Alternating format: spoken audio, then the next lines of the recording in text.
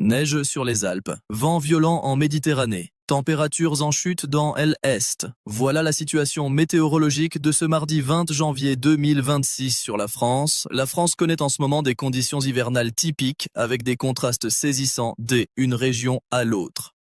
Et ce qui se passe actuellement illustre parfaitement la diversité climatique de notre pays. Vous avez 15 degrés sur la Côte d'Azur pendant que le Jura enregistre des températures négatives. Cet écart considérable va évoluer dans les jours qui viennent. Commençons par examiner la configuration actuelle. Janvier est le mois le plus froid de l'année en France. C'est un fait établi par des décennies de données météorologiques. Les températures oscillent de manière très variable selon les zones géographiques. La douceur relative des côtes méditerranéennes contraste fortement avec les rigueurs du nord et du nord-est où les chutes de neige restent probables. Cette configuration n'a rien de surprenant pour la saison. Mais les détails méritent attention. Sur toute la façade atlantique, de la Bretagne jusqu'au Pays Basque, les conditions sont douces et humides. Pluie soutenue. Température au-dessus des normales saisonnières. Le Var a connu une alerte orange inondation ce matin. Cette masse d'air doux et instable stationne sur la région depuis plusieurs jours maintenant. Regardons les données précises de Météo France. La région parisienne et l'Île-de-France connaissent un temps changeant cette semaine. Les prévisions pour la période du 19 au 25 janvier font état d'une alternance entre douceur diurne et fraîcheur matinale. Températures comprises entre 0 et 12 degrés. Ce matin, le ciel parisien est voilé avec des températures plutôt clémentes pour la saison, autour de 4 à 6 degrés en début de journée. Point important pour les Parisiens et les habitants de l'Île-de-France, la qualité de l'air est médiocre. Déconseillé aux personnes sensibles, si vous avez des problèmes respiratoires ou une irritation de la gorge, limitez les activités extérieures prolongées. C'est une recommandation sérieuse, pas une simple précaution. Janvier 2026 à Paris s'avère plus froid que la normale. Température moyenne de 5 degrés, soit 2,4 degrés en dessous des moyennes saisonnières. Les prochains jours devraient rester frais avec une température prévue autour de 4,9 degrés. Paris enregistre habituellement des précipitations fréquentes en janvier. Environ 24 jours de pluie pour un cumul de 78 mm. La neige peut également faire son apparition, avec en moyenne 3 journées d'enneigement dans le mois. Le vent souffle à une vitesse moyenne de 18 km/h, renforçant la sensation de fraîcheur. Ce n'est pas violent, mais suffisant pour accentuer le ressenti de froid. Déplaçons-nous maintenant vers le sud. Nice et la Côte d'Azur bénéficient d'un temps nettement plus clément que dans le nord. La température actuelle à Nice avoisine les 15 degrés sous un ciel couvert avec de la pluie fine. Ces conditions restent agréables grâce à l'influence modératrice de la mer Méditerranée. Cette zone profite généralement de températures bien supérieures au reste de la France en période hivernale. Cependant, des averses sont attendues aujourd'hui avec un risque d'orage dans l'après-midi. Le vent souffle du nord-est à une vitesse de 30 à 50 km/h. C'est relativement fort pour la région. Cela peut occasionner des inondations localisées, notamment dans les secteurs déjà saturés en eau. À Marseille, la situation est similaire. Les villes comme Nice et Marseille connaissent des hivers doux, bien que janvier demeure un des mois les plus frais de l'année. Les températures moyennes oscillent entre 6 et 11 degrés. Des conditions relativement confortables pour des activités de plein air si on évite les averses orageuses. Sur la façade atlantique, Bordeaux affiche des températures maximales quotidiennes de 10 degrés, avec des minimales de 7 degrés. L'hygrométrie peut grimper jusqu'à 98%. C'est une humidité très élevée qui accentue considérablement la sensation de froid. Des bruines sont possibles aujourd'hui avec une probabilité de 40% vers 14 heures. Le vent reste modéré, soufflant à environ 20 km/h. Les températures à Bordeaux en janvier sont relativement fraîches, comprises entre 5 et 10 degrés. Vous aurez besoin de vêtements chauds. Environ 6 jours de pluie sont prévus dans le mois pour un cumul de 84 mm. Contrairement au nord-est, les chutes de neige sont rares à Bordeaux en janvier. La façade atlantique, incluant des villes comme Nantes et Bordeaux, maintient un climat relativement tempéré. Les températures descendent rarement sous le point de congélation. Cette caractéristique rend la région bien plus agréable que les zones continentales. Nantes, située près de la côte atlantique, affiche des températures moyennes comprises entre 3 et 9 degrés en janvier. Les hivers à Toulouse sont généralement doux comparés à d'autres villes européennes, avec des températures oscillant entre 5 et 10 degrés. Bien que la neige soit rare, quelques vagues de froid peuvent survenir. Toulouse devrait connaître environ 14 jours de pluie en janvier pour un cumul de 46 mm, accompagné de 1 à 2 journées de légères chutes de neige. Maintenant, tournons-nous vers le centre et le nord-est. C'est là que les conditions deviennent vraiment hivernales. Lyon, situé dans le centre-est de la France, subit un temps hivernal rigoureux. La température maximale de janvier à Lyon atteint 7,7 degrés le 13 janvier, tandis que la journée la plus froide, le 26 janvier, enregistre moins 0,4 degrés. Janvier est le mois le plus neigeux à Lyon, 5,5 jours d'enneigement en moyenne. Les précipitations moyennes S élèvent à 47 mm répartis sur 9 jours pluvieux. Et l'humidité varie de 60 et 11 à 79%, accentuant la sensation de froid humide. Aujourd'hui, Lyon pourrait connaître des températures de 6 à 7 degrés en journée, pouvant chuter près de 0 degré la nuit. L'ensoleillement reste limité à environ 4 heures par jour en raison de la couverture nuageuse persistante.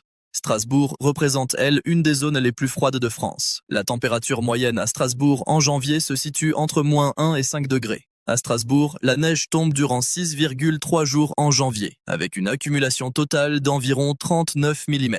Strasbourg enregistre généralement un enneigement modéré en janvier, avec en moyenne 10 jours de chutes de neige. La température prévue pour les prochains jours est d'environ 0,2 degrés, légèrement supérieure à la moyenne historique. Cette région, proche de la frontière allemande, subit régulièrement l'influence des masses d'air froid de Europe de l'Est. Cela entraîne gel et neige de manière plus fréquente que dans les autres régions françaises. Ce N est pas exceptionnel, mais C est significatif. Le nord, près de la Manche, notamment Lille, connaît également un froid vif. La côte septentrionale bordant la Manche affiche des températures basses, avec des moyennes inférieures à 5 degrés. Ces régions, en particulier des villes comme Lille, sont généralement plus froides que les zones côtières occidentales. Lille compte 2 à 3 jours de neige en janvier pour une accumulation d'environ 20 mm. Le vent marin accentue considérablement la sensation de froid. Ce vent peut donner l'impression qu'il fait plusieurs degrés de moins que la température réelle. Parlons maintenant de la région alpine. Dans les Alpes, janvier se caractérise par des abondantes chutes de neige. C est le mois le plus enneigé de l'année. Ces zones, particulièrement autour du Mont Blanc, point culminant de France, reçoivent des quantités importantes de neige. Les stations de ski comme Chamonix et Val Thorens connaissent leur haute saison, avec des excellentes conditions de enneigement. Les températures peuvent descendre très bas, souvent en dessous de moins 10 degrés la nuit en haute altitude. Pour les amateurs de sport d'hiver, ce sont des conditions idéales malgré le froid glacial. Examinons maintenant un élément souvent négligé, la température de la mer. La température de la mer, tant en Méditerranée que sur l'Atlantique, atteint ses valeurs les plus basses en janvier. Elle oscille entre 7,2 degrés et 13,9 degrés. Le littoral méditerranéen est généralement plus chaud que l'Atlantique. Cela offre une expérience balnéaire hivernale légèrement plus agréable, bien que la baignade reste peu recommandée pour la plupart des gens. Passons aux prévisions pour aujourd'hui sur l'ensemble du territoire. Les données indiquent des températures de 6 degrés avec 4 degrés de minimum et 5 mm de précipitations attendues. C est une moyenne nationale, les variations régionales étant importantes comme nous l'avons vu. Mettons ces conditions en perspective historique. Beaucoup d'entre vous se souviennent de l'hiver 62-63. À l'époque, nous avons connu un froid historique avec un gel prolongé. Ou février 56 avec sa vague de froid exceptionnelle qui a gelé les oliviers dans le sud. La situation actuelle est loin d'atteindre ces extrêmes. C est un hiver typique avec ses variations régionales normales. Plus récemment, l'épisode neigeux de mars 2013 avait paralysé l'Île-de-France. Ou la vague de froid de février 2012 qui avait vu des températures descendre à moins 20 degrés dans l'Est. Comparé à ces événements, ce que nous vivons actuellement reste dans les normes saisonnières. Cela ne signifie pas qu'il faut négliger les précautions, mais gardons le sens des proportions. Les tempêtes de décembre 99 restent gravées dans les mémoires. Lothar et Martin avaient généré des rafales à plus de 200 km/h. 92 morts, des dégâts historiques. Aujourd'hui, les vents que nous observons en Méditerranée, bien que forts à 30-50 km/h, ne sont pas comparables. C'est important de le souligner pour éviter toute panique inutile. La canicule de août 2003 constitue un autre point de référence pour votre génération. Plus de 15 000 morts, des températures records atteignant 44,1 degrés. Et l'hiver actuel, avec ses températures comprises entre moins 1 et 15 degrés selon les régions, représente exactement l'opposé sur le spectre thermique, mais sans atteindre les extrêmes de froid de 56 ou 63. Voyons maintenant les aspects pratiques et les recommandations selon votre région. Pour le nord et la région parisienne, portez des vêtements chauds le matin. Vous pourrez les alléger l'après-midi lors des éclaircies éventuelles. Le système de couches superposées fonctionne bien. Une base thermique, un pull, une veste. Vous retirez ce dont vous n'avez plus besoin au fil de la journée. Munissez-vous d'un masque si vous êtes sensible à la pollution atmosphérique. La qualité de l'air médiocre N est pas à prendre à la légère, surtout pour les personnes âgées ou souffrant de problèmes respiratoires. Dans le sud, privilégiez les vêtements en couches superposées également. Prévoyez un imperméable en raison des risques orageux. Le temps reste relativement doux mais instable. Les orages de l'après-midi peuvent arriver rapidement. Avoir un parapluie ou un imperméable à portée de main évite les mauvaises surprises. À l'ouest, prévoyez des vêtements imperméables et chauds. L'humidité élevée peut accentuer considérablement la sensation de froid. Une température de 7 degrés avec 98% d'humidité peut sembler bien plus froide qu'une température de 3 degrés par temps sec. C'est ce froid humide qui pénètre les vêtements et refroidit le corps plus efficacement. Dans le nord-est, équipez-vous de vêtements d'hiver complets. Bonnets, gants, écharpes. Ce N est pas optionnel. Préparez-vous aux chutes de neige et aux routes glissantes. Si vous devez conduire, vérifiez l'état de vos pneus. Ayez des équipements d'urgence dans le coffre. Une couverture, une lampe torche, de l'eau. Du carton ou un vieux tapis peut aider si votre voiture se retrouve bloquée dans la neige. Placez-le sous les pneus pour augmenter l'adhérence. C est une vieille astuce qui fonctionne remarquablement bien. Pour les Alpes et les zones de montagne, les conditions sont sévères, mais C est la haute saison pour les sports d'hiver. Si vous skiez, respectez les consignes de sécurité. Méfiez-vous du risque d'avalanche qui augmente avec les chutes de neige abondantes. Consultez les bulletins des avalanches avant de sortir des pistes balisées. Quelques conseils généraux pour tous. Vérifiez régulièrement les personnes âgées de votre entourage. Les conditions hivernales peuvent être particulièrement difficiles pour elles. Un simple appel téléphonique ou une visite peut faire une grande différence. Assurez-vous qu'elles ont suffisamment de chauffage, de nourriture, de médicaments. Si vous devez sortir par temps de pluie ou de neige, donnez-vous plus de temps pour vos déplacements. Les routes mouillées ou enneigées demandent plus de prudence. Doublez vos distances de freinage. Réduisez votre vitesse. Mieux vaut arriver en retard qu'avoir un accident. Pour ceux qui ont des problèmes de santé chronique, soyez particulièrement vigilants. Le froid peut aggraver certaines conditions. L'asthme, les problèmes cardiaques, l'arthrite peuvent tous être affectés par les basses températures et l'humidité.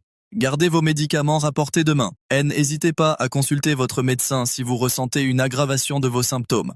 Concernant le chauffage, soyez prudent avec les appareils de chauffage d'appoint. Chaque hiver, des accidents se produisent. Intoxication au monoxyde de carbone, incendie. Assurez-vous que vos détecteurs de fumée fonctionnent. Aérez régulièrement votre logement même s'il fait froid.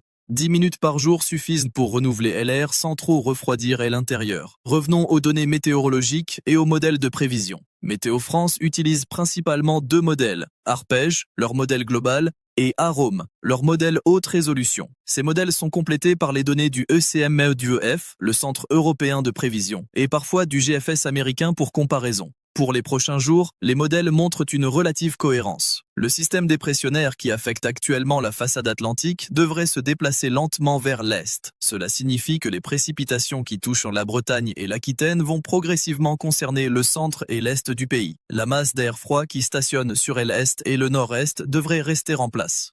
Cela maintient les conditions hivernales rigoureuses dans ces régions. L'interaction entre l'air doux et humide venant de l'Atlantique et l'air froid continental pourrait générer des précipitations neigeuses sur une bande allant du centre Val-de-Loire jusqu'à la Bourgogne-Franche-Comté. La confiance dans ces prévisions est relativement élevée pour les prochaines 48 heures. Au-delà, l'incertitude augmente comme toujours. Les modèles divergent légèrement sur l'intensité et le timing exact des systèmes, mais la tendance générale reste claire. Temps instable avec des températures fraîches pour la saison. Le système de vigilance de Météo France n'a pas émis des alertes rouges pour le moment. Plusieurs départements restent en vigilance orange, notamment dans le Var pour les risques d'inondations et dans certaines zones alpines pour les chutes de neige abondantes. Vigilance jaune pour les vents forts en Méditerranée. Ces vigilances peuvent évoluer. Consultez régulièrement les bulletins de Météo France pour les mises à jour. Parlons un moment des vents régionaux. Le Mistral, ce vent du nord qui souffle dans la vallée du Rhône et en Provence, n'est pas particulièrement actif en ce moment.